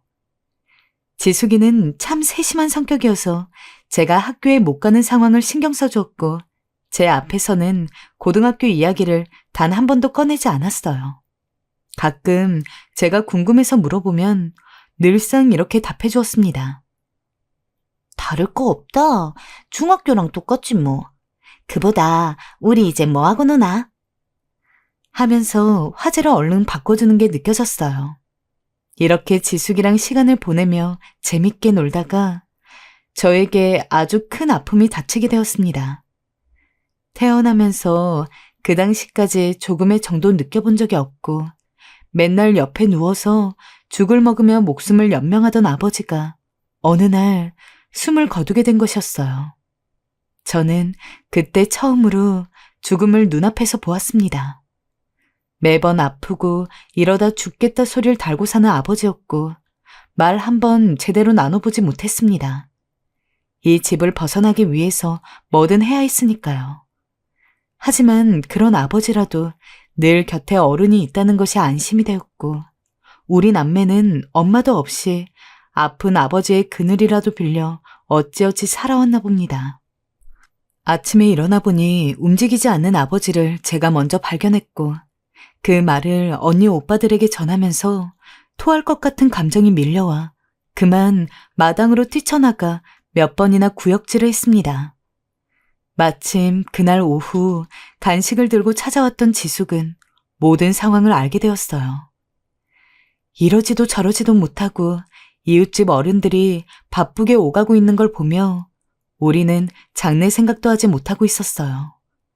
하지만 지숙이가 같이 손을 걷어붙이고 나타나서 아버지의 장례를 치르는 절차가 잘 진행될 수 있도록 도와주었어요. 하루 벌어 겨우 연명하고 있는 우리에게 이런 건 무척 사치로 느껴졌지만 그때 지숙이가 한 말이 너무 강하게 와닿아서 다들 크게 마음을 내는 우리 아빠 돌아가셨을 때 너무 어려서 이런 것도 못 봤다. 네 나중에 후회할 기라. 아버지를 그렇게 사랑하지도 그렇다고 미워한 것도 아니었지만 왠지 지숙의 말은 힘이 있었고 정말 그럴 것만 같았습니다. 그렇게 근처 어른들의 도움을 받고 장례 내내 제 곁에 있어주면서 치레를 다 해주었던 지숙이 덕분에 아버지를 잘 보내드릴 수 있었어요. 심지어 제대로 울지도 못하는 저에게 지숙이는 다가와 울어도 된다. 울 때 못 울면 나중에 그게 병이 되더라. 울어라. 더 울어.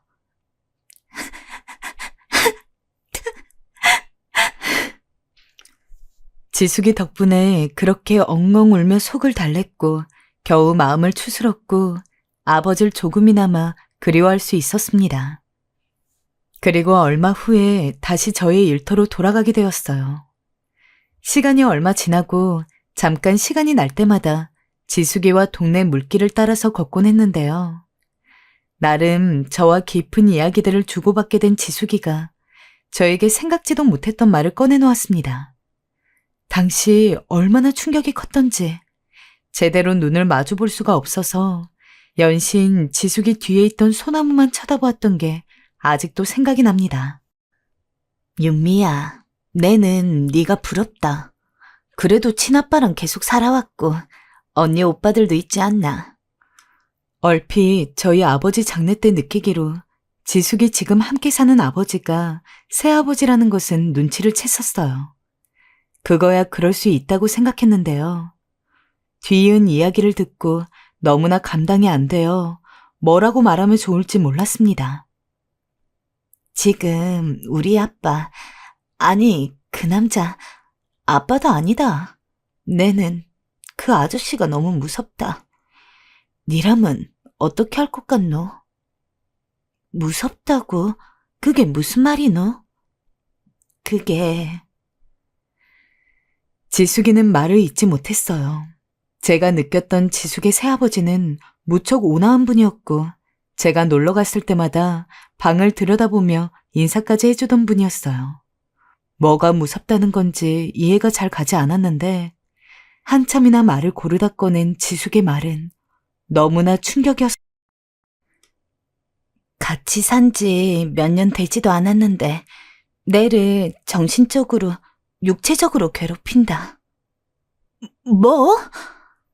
심지어 우리 엄마가 모르도록 협박도 한다. 네, 너무 무섭다.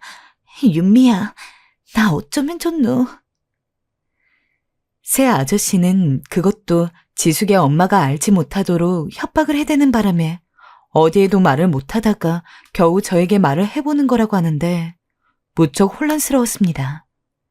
하지만 듣는 건 외에 제가 어떻게 해줄 수 있는 것도 없었고 말하다 멈추고 몇 번이나 울음을 삼키는 지숙이의 표정을 보며 한두 번 겪은 일이 아니며 무척 괴로운 상태라는 것을 알 수 있었어요. 그저 그렇게 달래주기만 했고 괴로워 우는 지숙이가 너무 안쓰러워 저 역시 안고 달래주었는데요. 딱히 어디에 말하지 말라고 한 것도 아니었지만 저 자신부터가 너무 납득이 가지 않아 아무데에도 말할 수 없었고 그런 상황에 있는 지숙이가 가엾어 무척 괴로웠어요.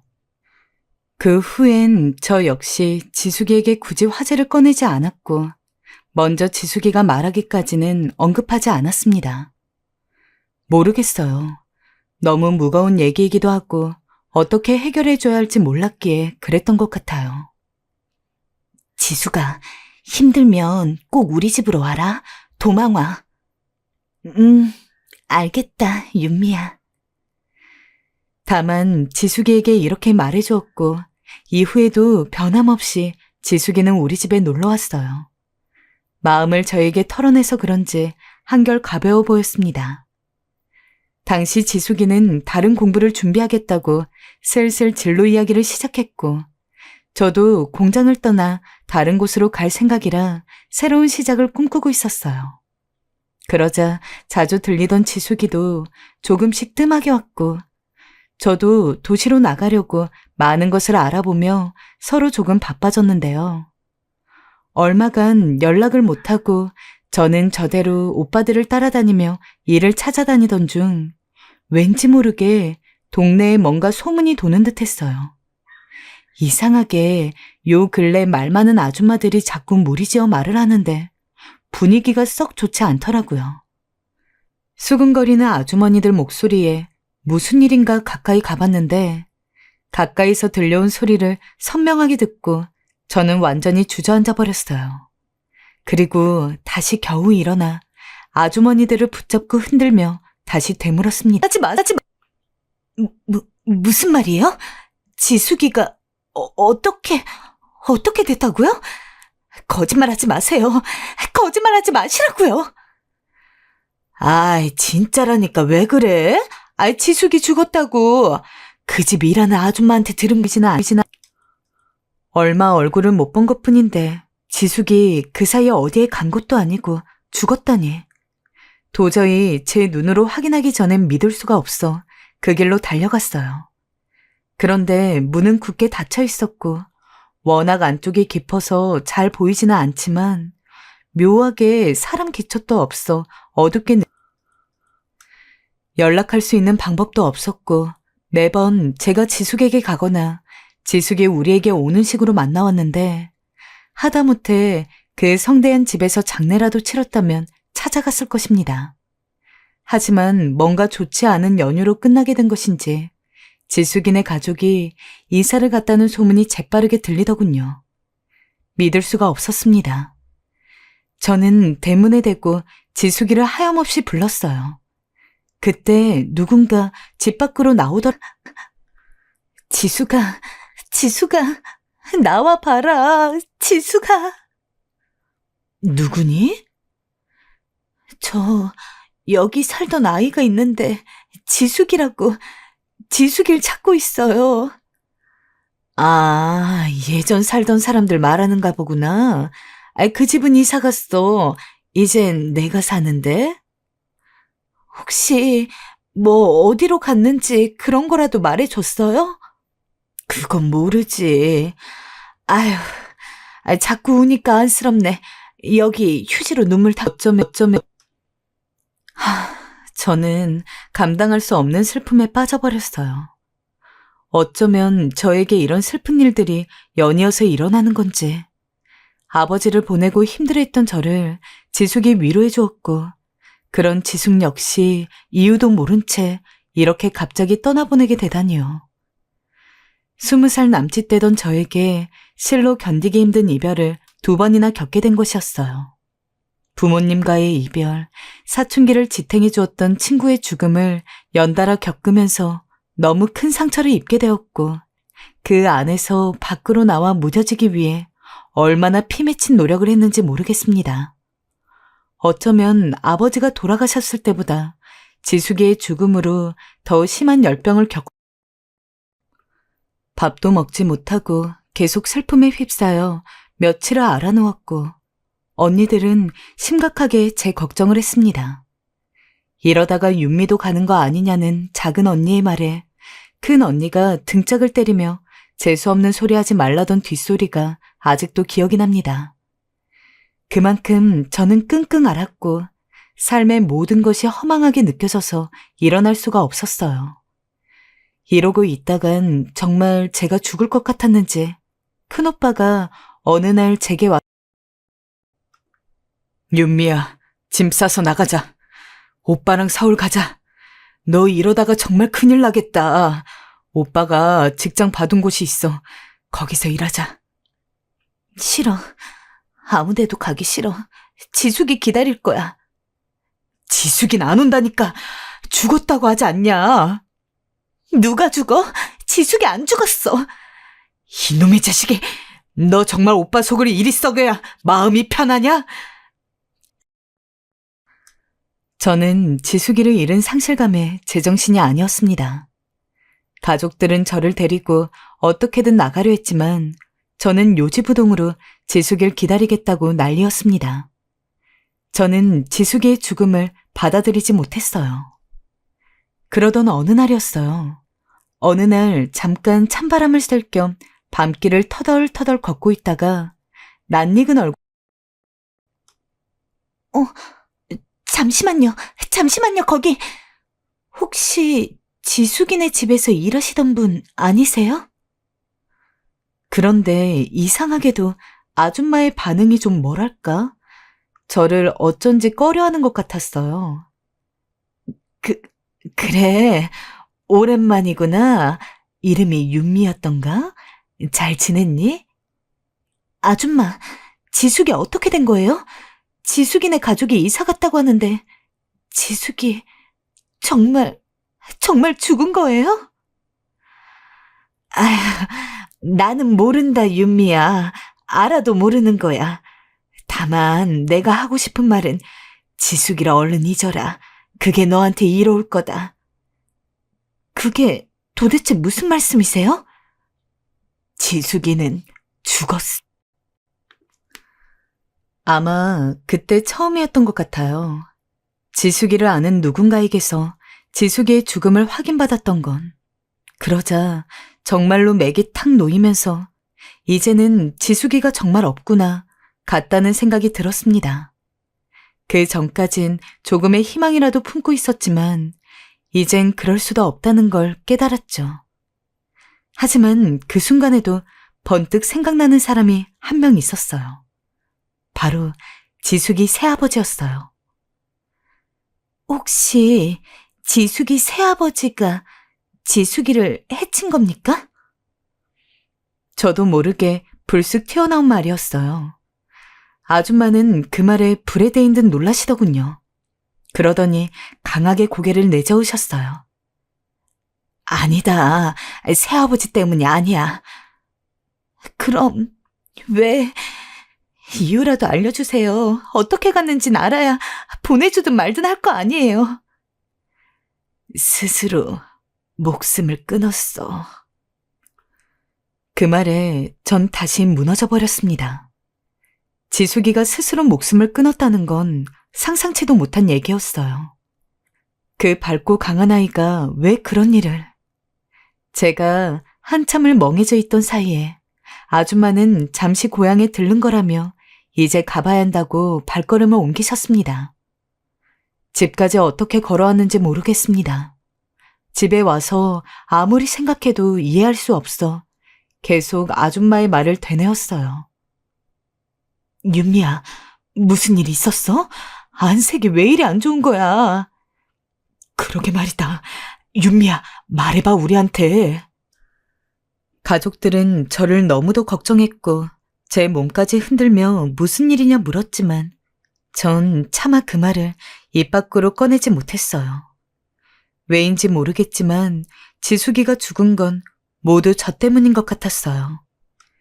지숙이가 힘든 걸 유일하게 알고 있던 사람이 나였는데 그 얘기를 내가 좀 들어주었다면 지숙이가 그런 선택을 하진 않았을 텐데 그 죄책감이 너무 심해 죽은 듯 정말 죽은 듯이 잠만 잠을 살았습니다. 그러던 어느 날 제가 지숙이를 보고 싶어 했던 건지 아니면 지숙이가 절 염려한 건지 꿈에 나타났어요. 윤미야, 잘 살아. 너는 행복해라.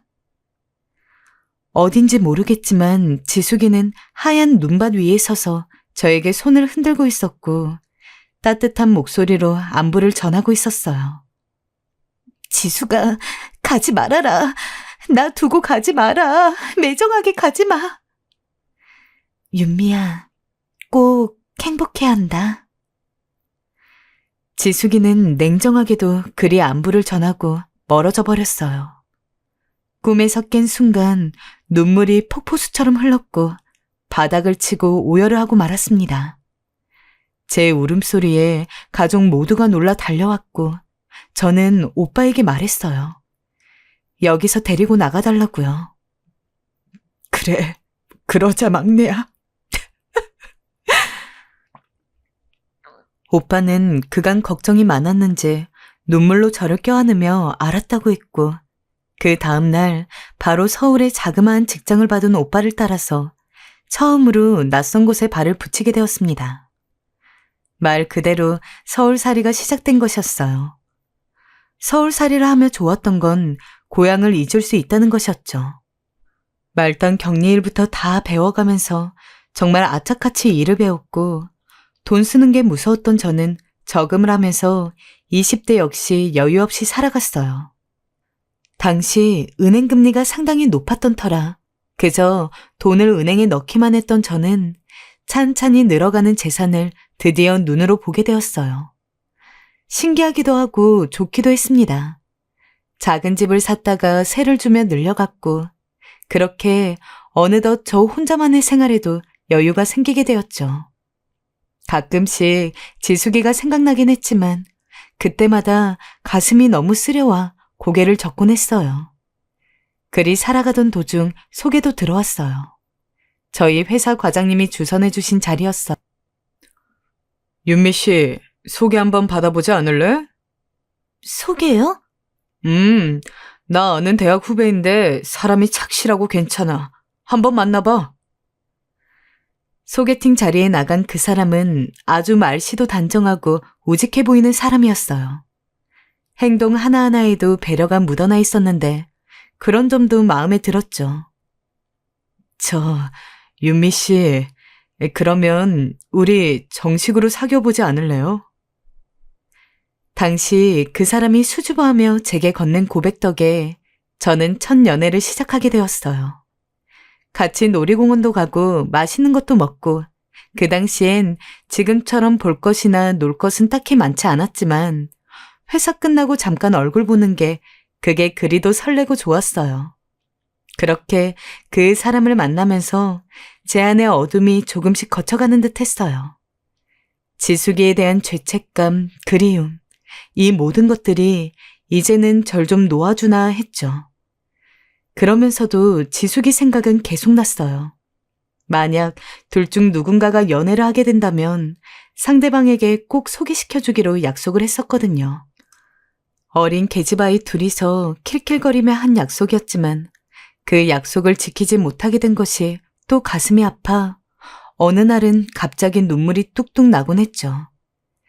그런 절 섬세하게 챙겨준 게 지금의 남편이었어요. 제가 조금이라도 표정이 안 좋아 보이면 어디 아픈 데 있냐며 약국에 데려가고 누구보다 진지하게 제 이야기를 잘 들어주는 사람이었거든요.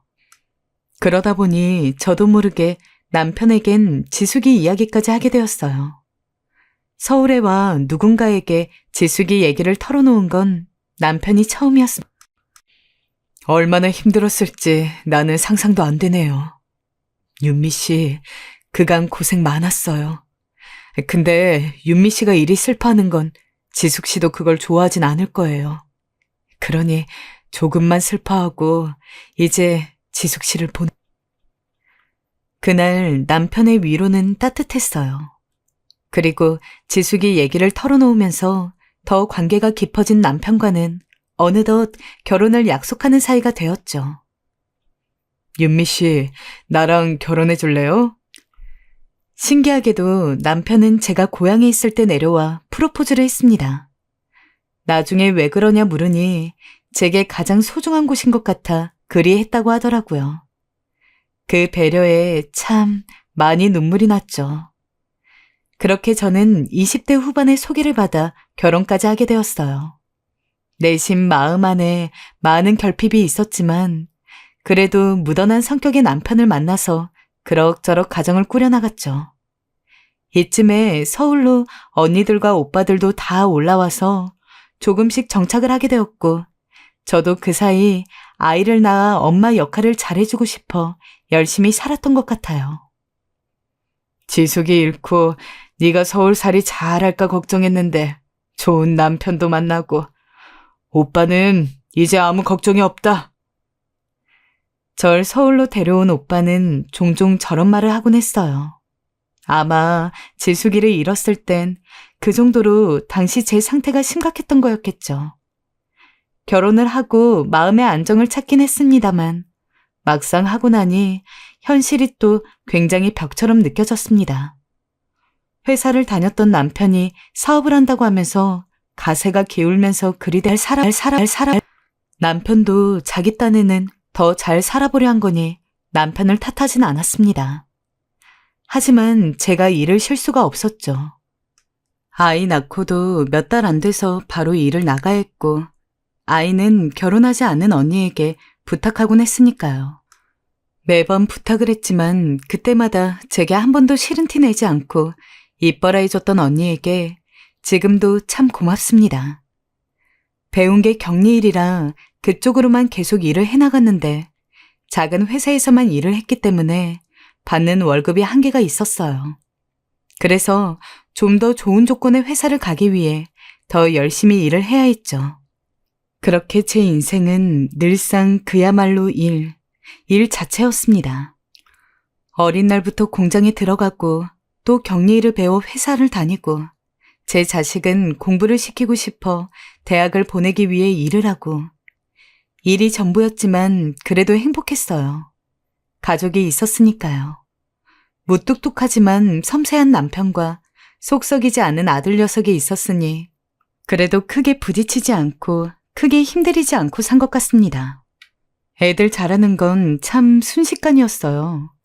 아들이 머리가 크더니 어느덧 고3이 되었고 대학에 갈 준비를 하게 되었죠.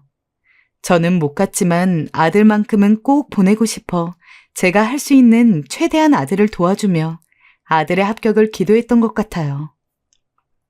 엄마, 나 합격했어. 정말? 응.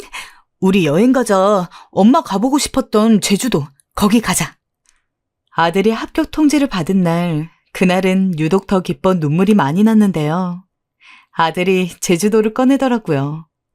아마도 제 책상에 있는 제주도 사진을 보고 그리 말하는 거였죠.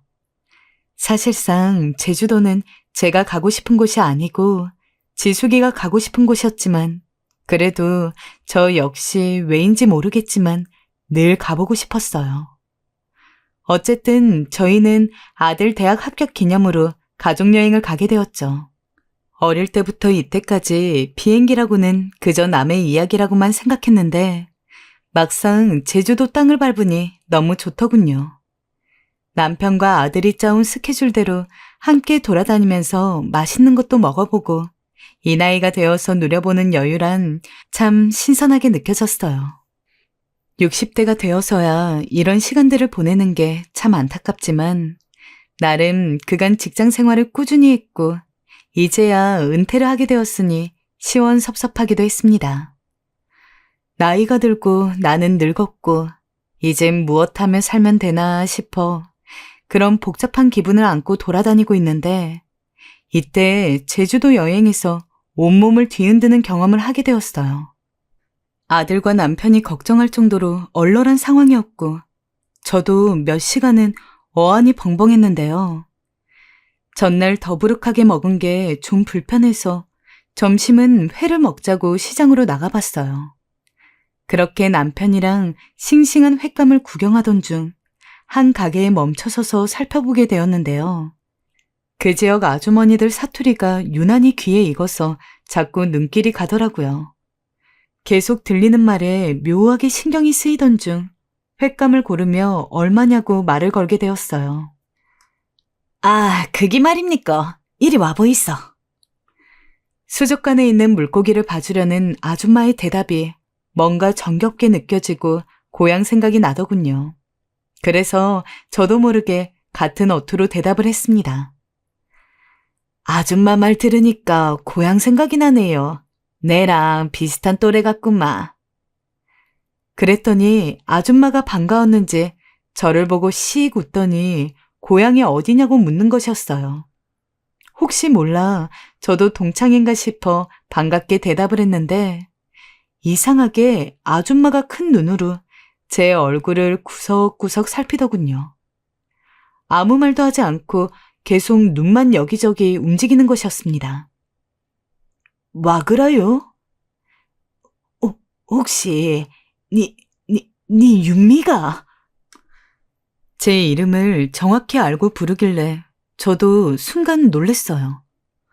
확실히 저를 아는 것 같기에 자세히 얼굴을 살펴보았는데 왠지 완연히 낯선 얼굴은 아닌 듯해서 저도 자꾸 쳐다보게 되더군요. 크게 쌍꺼풀 진 눈을 내가 어디서 보았더라? 하고 뭔가 예감이 이상해서 정면으로 눈을 마주보는데 순간 제 귀에 말도 안 되는 소리가 들려왔습니다. 네, 지숙이다 지숙. 윤미가 니네 기억하나? 눈이 번떡 뜨이면서 저는 다시 한번 얼굴을 들여다봤습니다. 지숙이라니요. 지숙이는 죽었고 이미 어린 날 기억으로 힘겹게 묻어두었습니다. 제 남편에게도 아주 예전에 얼핏 이야기를 하긴 했지만 그만큼 제 기억 속 지숙이는 죽은 것이 맞았습니다. 근데 이게 무슨 소리였을까요? 아이고, 어떡하노. 내 지숙이다, 윤미야. 그 큰 시장에서 울려 퍼지는 울음소리에 사람들은 오며 가며 다 우리를 봤고 저 역시 진정이 되지 않는 상태로 따로 둘이 나가게 되었어요. 나가서 말을 들어보니 아직도 실감이 안 나지만 이때 만난 사람은 실제로 제가 아는 지숙이 맞았습니다. 도저히 믿을 수가 없어 몇 가지 이야기를 나눠보니 구석구석 다 하나같이 맞아 떨어지더군요. 어버버하게 서 있는 저에게 지숙이는 눈물을 흘리며 몇십 년도 지난 그때의 사정을 다 털어놓게 되었어요. 지숙이는 당시 자신을 육체적으로 괴롭히던 새아빠와 그걸 모르는 엄마 사이에서 고민하다가 몇 번이나 죽을 결심을 했더랍니다. 그러다가 정말 각오를 하고 새아빠에게 나가겠다고 알렸고 놔주지 않으려고 하니 경찰에 신고하겠다고 했던 것입니다. 그런데 당시 나름 유명 인사였던 지숙이의 새아빠는 겁이 났는지 더 소동을 벌일까봐 입을 막는 조건으로 돈을 챙겨서 내보냈더군요. 그리고 일하는 아줌마도 다 돈으로 입을 막았다고 합니다. 심지어 일하는 아줌마는 자기가 그런 짓을 당하는 것까지 알고 있었지만 아무에게도 말하지 않았다고 하네요. 또 새아빠는 아줌마에게 일종의 지시까지 내렸다 합니다. 누군가 의심하는 사람이 있거든 지숙이가 그저 목숨을 스스로 끊었다고 그렇게 말하고 다니라고 시켰다고 하네요. 정말 더럽고 추악한 놈이었죠. 지나보면 내 일이 살아서 도망온 것 자체가 기적이다. 기적이야. 그 이후로 그 인간이 얼마나 내를 못살게 굴었는지 사람 써서 내 찾아다니고 난리도 아니었다. 내 엄마도 내 사정을 모르고 그때 기댈 데가 없어서 윤미 네가 참 보고팠는데 이리 만나는구마. 들을수록 너무 괴로운 이야기였습니다.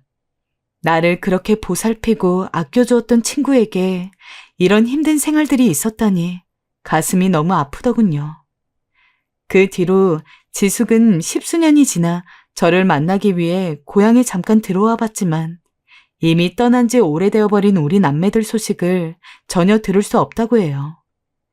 그렇게 저를 만나고 싶었다는 말에 같은 마음이었던지라 부둥켜 안고 한참을 울었습니다.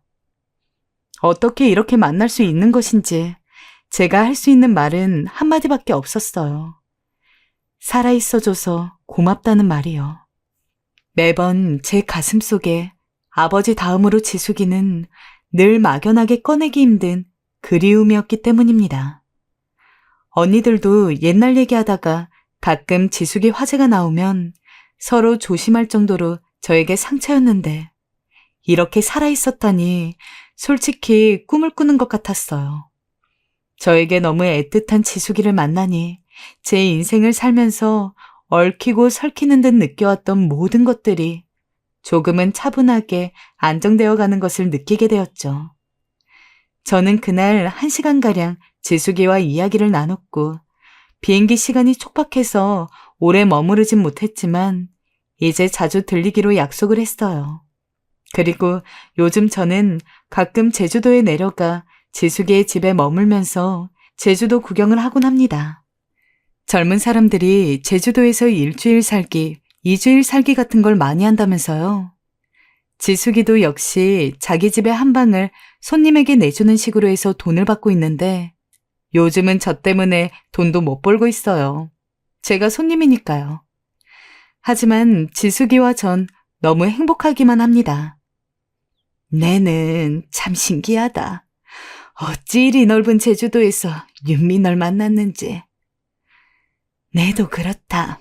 믿을 수가 없어서 가끔은 볼도 꼬집어 본다. 네, 참 꿈만 같습니다.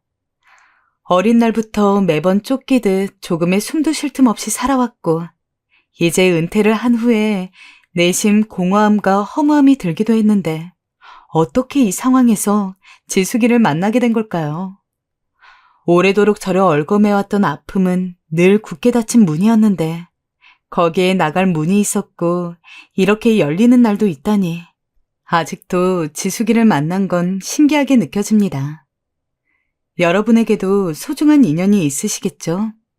그 인연과 지금 함께 있으시다면 오래오래 이어나가시길 바라고 만약 저처럼 안타깝게 잃어버린 인연이 있으시다면 살면서 한 번은 다시 만나실 수 있길 바랍니다.